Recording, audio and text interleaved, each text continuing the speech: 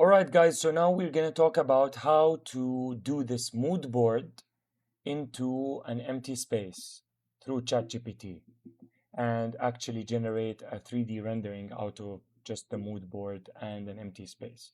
So the empty space image I've got is this one, and now I'm going to open a new conversation and I'm going to give ChatGPT these two, and I will copy this prompt where it states the following. Furnish this empty room with mood board items, preserve the camera angle, proportions, and existing openings materials. Openings and materials.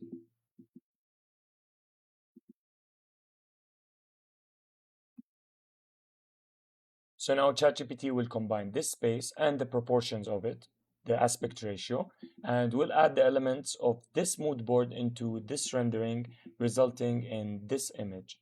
So let's wait for it till it generates our image.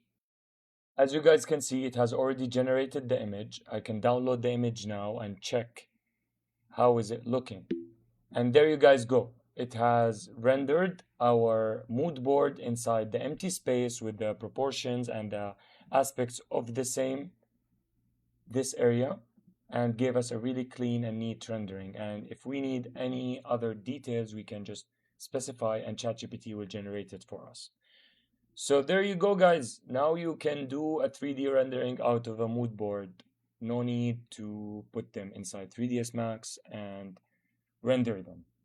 Of course, that's a different pipeline, but now we can generate it in seconds. So this is really powerful.